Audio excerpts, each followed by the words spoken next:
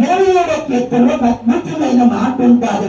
యెహోవా ఇల్లు ఏం చేయాలంటే, ఇల్లు కట్టే పని ఎవరిది చెప్పాలి.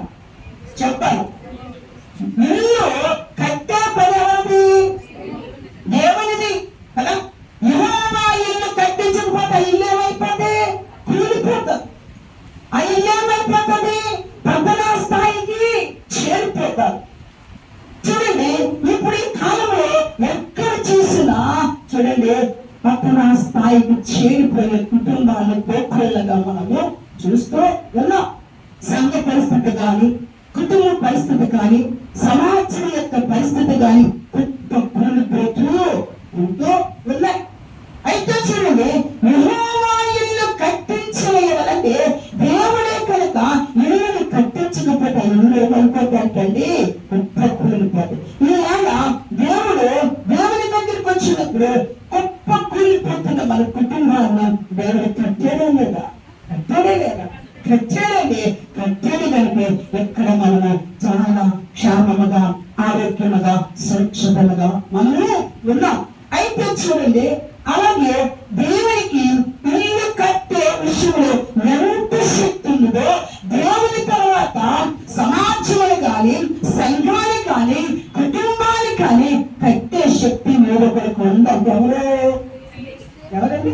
చప్పట్లు కొట్టే ఎవరికంటే దేవుని తర్వాత సంఘాన్ని, కుటుంబాన్ని, సమాజాన్ని కట్టే శక్తి ఎవరికి ఇచ్చాడు? నెక్స్ట్ స్త్రీకి ఇచ్చాడు. స్త్రీని ఎలాంటి వారంట? బలమైన శక్తి కలిగిన వారంటండి.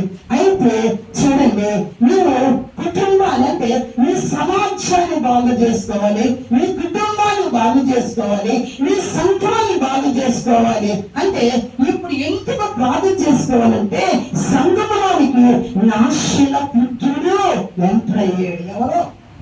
వినాశకుడు సంఘంలోనికి వచ్చేసాడు. ప్రజలాంటి ఎవరంట? వినాశకుడు బయలుదేరాడు. చూడండి, న్యాయాధిపతుల కాలంలోనే చూడండి, న్యాయాధిపతులు చూడండి, వాక్యం బైబిల్ అందరం కూడా పెద్దాం. న్యాయాధిపతుల గ్రంథం 9వ అధ్యాయంలో పెంచబెట్టుకు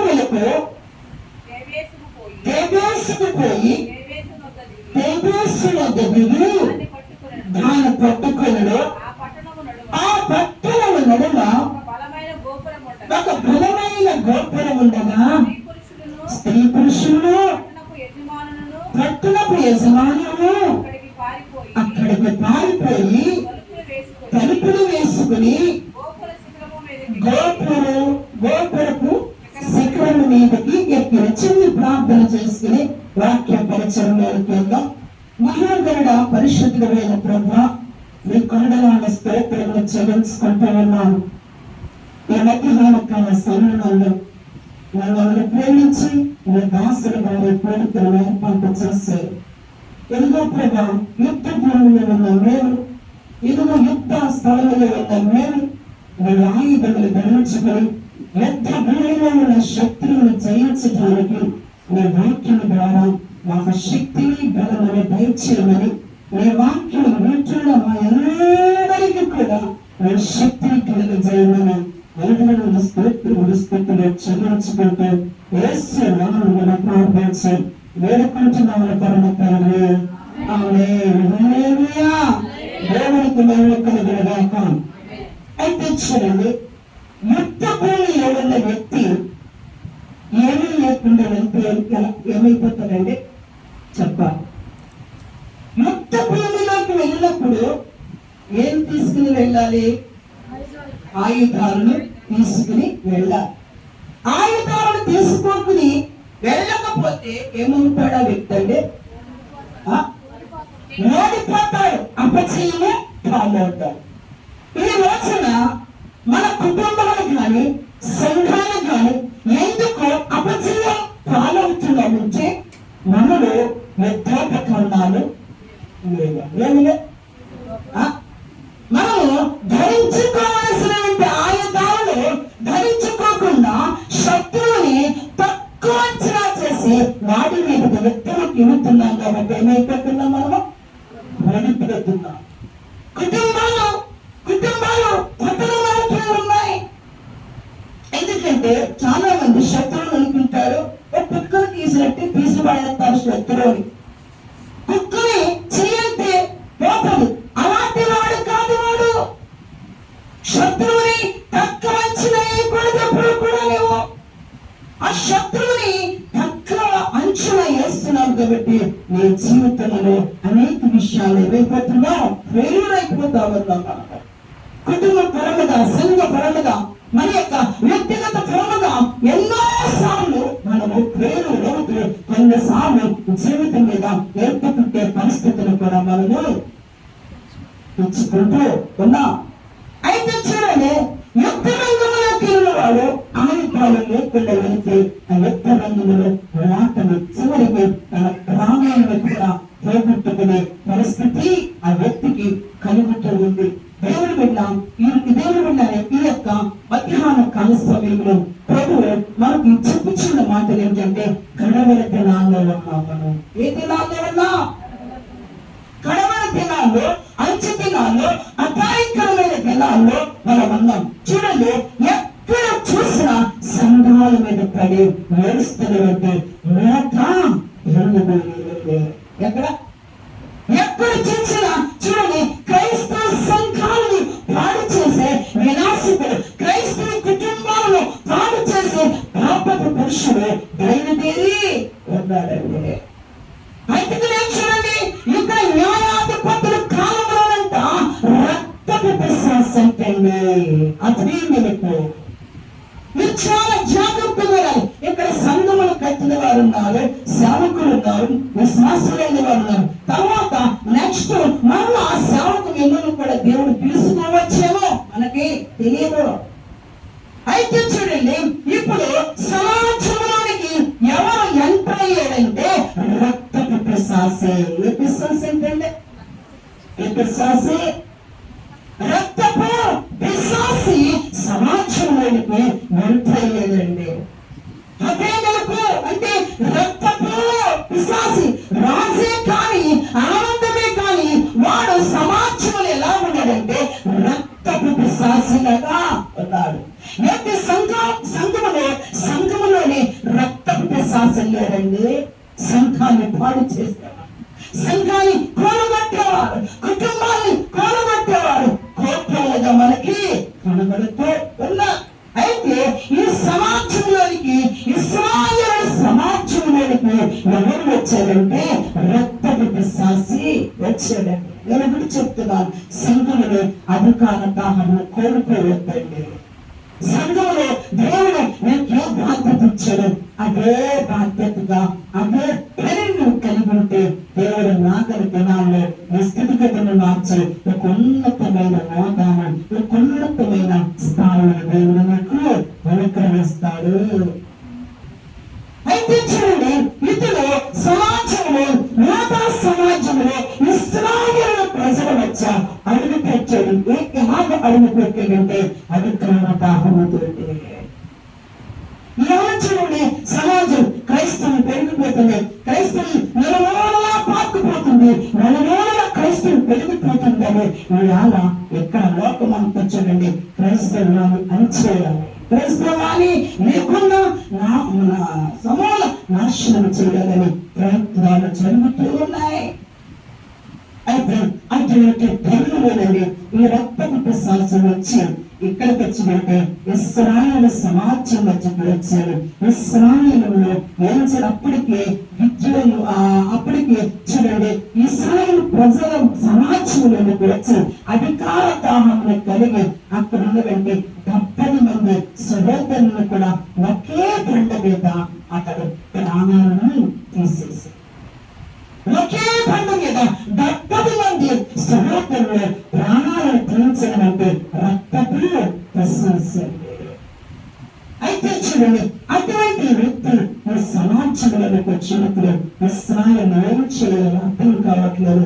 ఇశ్రాయేలు చతురతతో ఉన్నారు, ఇశ్రాయేలుకి ఇంకా స్కోప్ లేదు. ఇశ్రాయేలు భయంతో, తెగులతో వెనుకుతో ఆ టైంలో ఏంటంటే ఒక ఆమె మనకు కనబడతాడండి. నేను మూతికెళ్తాను, నీ స్త్రీ గురించి నేను కొన్ని విషయాలు నీకు చెప్పాలని చెప్తున్నాను. ఎందుకంటే యెహోవా ఇల్లు కట్టించకుండా కట్టడానికి కట్టు వారి ప్రయాసం ఎంతంటే యెహోవా ఇల్లు కట్టించుటకు ఎంత శక్తివంతుడో, పాడైపోతున్న ప్రాకారములు, పాడైపోతున్న కుటుంబాలను, పాడైపోతున్న సంఘాలను కట్టే శక్తి స్త్రీగా నీకు నాకు దేవుడు అనుగ్రహించేది. దేవునికి స్తోత్రం.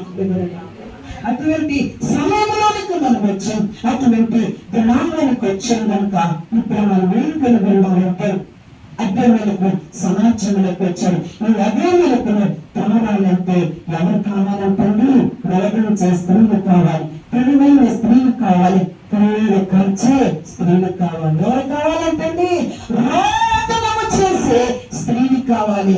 రోజుచ్చే మరి క్రైస్తవ సంఘము ఈ దినాల్లో కనుమరుగైపోతుంది. రోజుచ్చేవారు కావాలని దేవుని వాక్యము స్పష్టంగా మనకు తెలియజేస్తుంది. అయితే చూడండి, ఈ అదే మేరకు సమాజంలోకి చేయలేముండాలా. ఇశ్రాయేల్ అందరంతా ఎక్కడికి వెళ్ళిపోయారంటే చూడండి, ఇశ్రాయేల్ చూడండి తరువాత అదే మేరకు వేసుకుపోయి వేసిన దిగి దాన్ని పట్టుకొని ఆ పట్టుల నడుమ ఒక బలమైన గోపురం ఉండగా పురుషులు పట్టునకు యజమానులు అక్కడికి పారిపోయాడు. తెలుపులు వేసుకుని గోపురం చిక్కుల మీద ఎక్కిపోయారంటండి. స్త్రీ పురుషులు అందరూ కూడా ఎక్కడికి వెళ్ళిపోయారంటండి, ఆ పట్టుల నడుమ ఒక బలమైన గోపురం ఉందండి. అందుకని సామెతల గ్రంథంలో కూడా యెహోవా బలమైన గోపురం అంటారు. దేవునికి స్తోత్రం కలిగిన గాక. అయితే ఆ గోపురం మధ్యకి వెళ్ళిపోయారు కాపాడడానికి. కానీ చూడండి, ఒక్క స్త్రీ నిలబడ్డాడంటండి. ఆమె పేరు ఇక్కడ మెన్షన్ చేయబడలేదు కానీ, రాయబడలేదు కానీ ఆమె ఊరు పేరును బట్టి పిలువబడుతుంది. ఏ పేరు? ఊరు పేరును బట్టి ఆమె పిలువబడుతుంది. అయితే స్త్రీ పురుషులు పిల్లలు అందరూ ఆ పట్టణ నడుమ ఒక గోపురం ఉంటే ఆ గోపురం దగ్గరికి వారి ప్రాణాలను కాపాడుకోవడానికి వెళ్ళిపోయేది. కానీ ఆ పట్టణను కాపాడుటకు ఒక ధైర్యశాలి నిలబడ్డాడంటే దేవునికి స్తోత్రం. చాలా మంది అనుకుంటారు ఆ కుటుంబంలో మా వాళ్ళందరూ కూర్చోరండి ప్రార్థనకి, మా వాళ్ళందరూ రారండి ప్రార్థనకి, నేను ఒక తానే అయిపోయాను, నేను ఒక్కడే అయిపోయానండి. నీ ఒక్కడి ద్వారా అద్భుతం చేస్తాడు దేవుడు. నీ ఒక్క ద్వారానే దేవుడు సంఘాన్ని ఎదుర్కొంటాడు. దేవునికి స్తోత్రం కలుగును గాక. ఎప్పుడు నేను ఒక్కదాన్ని నిలబడుకో, నేను ఒక్కడిలో దేవుని కొరకు నిలబడు, నేను ఒక్కదాన్ని బట్టి దేవుడు అద్భుతమైన కార్యము చదివిస్తాడు. అయితే చూడండి, ఈ స్త్రీ ఒక్కటే నిలబడ్డాది. శత్రువు వచ్చేసారు, రానే వచ్చేసారు. శత్రువు మార్చబడికి చూడండి, నేను సంఘంలోనికి శత్రువులు అనుకుంటున్నాను. సంఘముల మధ్య శత్రువు ఉన్నాడు. సంఘముల మధ్య శత్రువు నివాసము చేస్తున్నాడు. ఎందుకంటే సంఘముల మధ్య వాడు నివాసము చేస్తున్నాడంటే సంఘములో ఎవరైనా బలహీనులు ఉన్నాడు. ఆ బలహీనను బట్టి సంఘములో వాడు చేస్తూ ఉన్నాడు. సంఘములో వాడు కూర్చున్నాడు. సంఘములో వాడు ఉన్నాడంటే ఎవరో వాడికి ఖచ్చితంగా చోటు ఇచ్చారు. వాడికి చోటు ఇవ్వకపోతే రాడు. అయితే చూడండి, ఇశ్రాయేలు వాడికి చోటు ఇచ్చాడు కనుక వాడి సమాజంలోకి వచ్చాడు. అయితే ఆ సమాజంలో నుంచి శత్రువులు తమరాలి, ఆ రక్త పిశాచిని తమరాలి అంటే ఎవరి శక్తి కావాలండి? దేవుని శక్తి. దేవుని శక్తి లేకుండా దుష్టుని మనము జయించలేము. దేవునికి లోపడితే దుష్టుని మనం ఏం చేయగలమండి? జయించగలము. అయితే చూడండి, ఈ స్త్రీ అంటే దేవుని శక్తి మీద ఆధారపడిన వ్యక్తి అంటే ఏ శక్తి?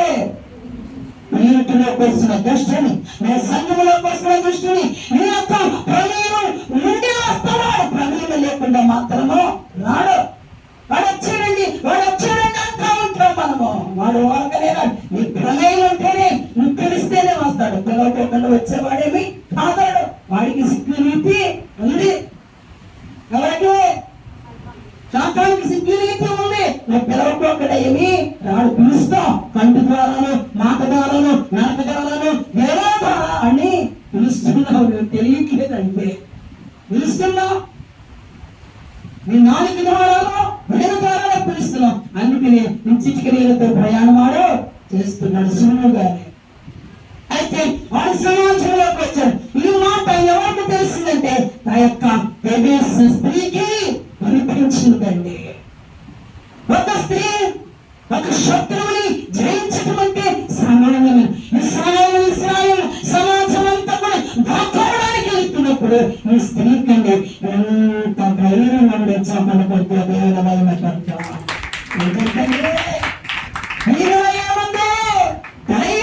ఏముండాలి మనకి చెప్పాలి.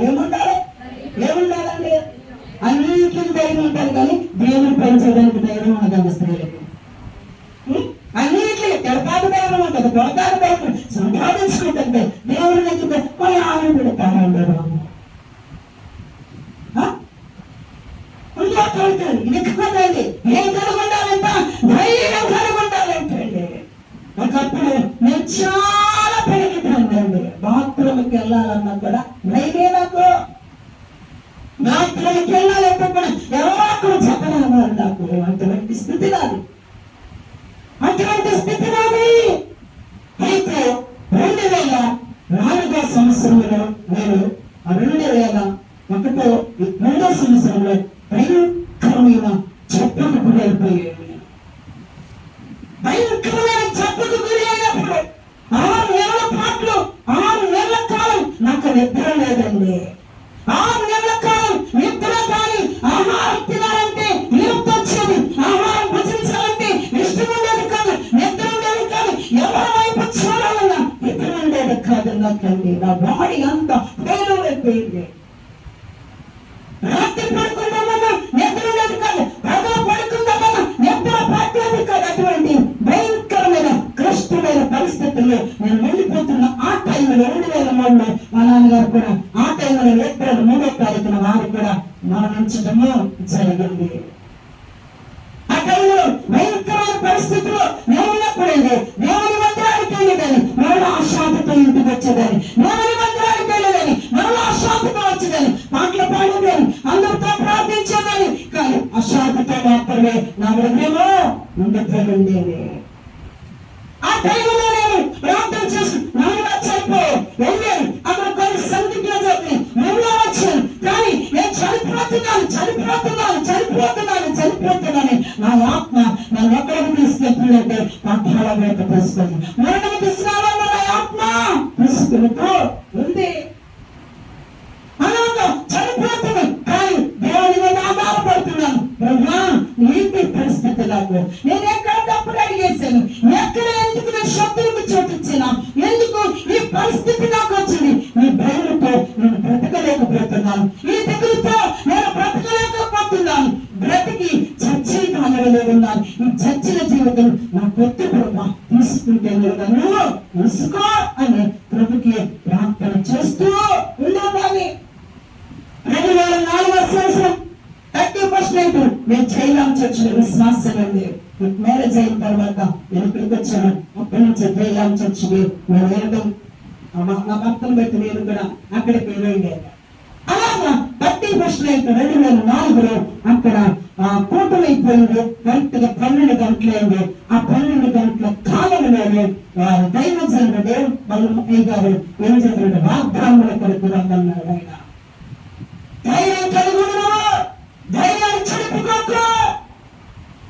అలాగే నేను ఆ వాగ్దానానికి నేను ప్రభా ధైర్యం లేదయ్యా, నాకు ధైర్యం కోల్పోయాను. ఏమైపోతున్నాను నాకు అర్థం కావట్లేదు ప్రభా. ఇదిగో నా శరీరం క్షీణిస్తుంది ప్రభా. నా దాంట్లోకి ధైర్యం లేదయ్యా, నా గుండెకి ధైర్యం లేదయ్యా. నువ్వు ఏమన్నా బలమిస్తే నీ కొరకు నేను నిలబడతానయ్యా. అలాగా ప్రార్థన చేసుకుంటూ ఏడుస్తూ ఎందుకంటే నేను ఎప్పుడు పాట పాడిన వ్యక్తిని కాదండి. నచ్చిన వయసులో పాట అంటే భయం నాకు. దేవుని యొక్క సన్నిధిలో ఎవరు కూర్చుని ఒక పాట పాడాలన్నా, ఎవరు కూర్చుని దేవుని వాక్యం చదవాలన్నా నాకు ఎంతో భయం అండి. ఎప్పుడు కూడా నా పని ఎంతవరకు ఉండదంటే మందిరంలో ఉంచడం, ప్రయోజనం వస్తే వారికి చక్కటి ఆహారం పెట్టడం, అంతవరకు తప్పగా ఎక్కడ నేను ఎదురు కనిపించేదాన్ని కానీ కాదు లేదా. కానీ దేవుడు వెనుకొనడానికి తగలేదు కానీ వెనుకను నడిపించడానికి పరిచయం చెప్పండి ముందుకు తీసుకొచ్చారు దేవుడు. మనిషి వెనక్కి చూపేస్తారు కానీ దేవుడు ఎక్కడ పెడతాడు, ఎక్కడ పెడతాడు. ధైర్యం ఉందని, నాలో ధైర్యం ఉందని ఆయన తెలుసు. నేనేమనుకుంటున్నాను, ధైర్యం నాకు లేదు అని అనుకుంటున్నాను. అప్పుడు వాగ్దానం కొరకు నేను వెళ్ళాను. అప్పుడు ఎక్కడ చేపెట్టినప్పుడు ఒక వాగ్దానం వచ్చినప్పుడు వరకు వాగ్దానాల గురించి మాకు అక్కడ ఆత్మీయ తండ్రి వాగ్దానాలు మాకు నేర్పలేదు. ఇక్కడికి వచ్చిన తర్వాత మేము ఆ యొక్క వాగ్దానం ఏంటో తెలుసుకున్నాం. అది తెలిసినప్పుడు ఆ వాగ్దానంలో ఆ యొక్క వాగ్దానమే నా జీవితాన్ని నిలబెట్టుతుంది. ఏం చేయాలి? వాగ్దానంలో చేత పట్టలేవు. చాలా మంది వాగ్దానం ఏం చేయడండి, చేత పెట్టరు. వాగ్దానం మీద విశ్వాసం ఉంచరు, వాగ్దానం మీద నమ్మిక ఉంచరు. అలాగే వాగ్దానం తీసుకున్నప్పుడు యెషయా గ్రంథం 54:14 తెలియకపోయాను. నువ్వు భయపడనక్కర్లేదు, బాధించేవాడు దూరంగా ఉన్నాడని వాగ్దానం ఇచ్చాడు. దేవునికి మహిమ కలుగునుగాక. ఏంటంటే ఏమిచ్చాడు వాగ్దానమైనా? భయపడకు, సమస్యలు బట్టి వచ్చిన శత్రువులు బట్టి భయపడద్దు, ధైర్యం కలిగిన వెళ్ళు. సంఘంలో వస్తాయి సమస్యలు, కుటుంబంలో వస్తాయి సమస్యలు, మరి నలుగురు ముగ్గురు కలిసి వస్తాయి, కానీ భయపడద్దు, ధైర్యం కలిగినవు. ధైర్యం కలిగే చూడండి. అక్కడ గ్రామే వచ్చాడు, సమాజం అడిగాడు మేరకు, కానీ అందరిపై దాక్కున్నారు. కానీ ఈ తల్లి మాత్రం ఏం చేయలేదంటే భయపడలేదంటే దేవునికి మహిమ కలుగునుగాక. అందుకే నీతిమంతులు ఎలా ఉంటారంట, సింహములే. ధైర్యం అంటే ప్రార్థించే వ్యక్తి, వాక్యం చదివే వ్యక్తి, దేవునితో సంబంధం కలిగిన వ్యక్తి దేవుని గురించి కూడా ఏమైందండి, భయపడదు, దిగులు పడదు, విచారణ చెందదు. ఎలా ఉంటాడంట, ధైర్యముగా ఉంటాడంట. ఎలా ఉంటారు మనం ఇప్పుడు? ఎలా ఉంటారండి? ఎలా ఉండాలి? నాకు ధైర్యం సరిపోతాం లేదు.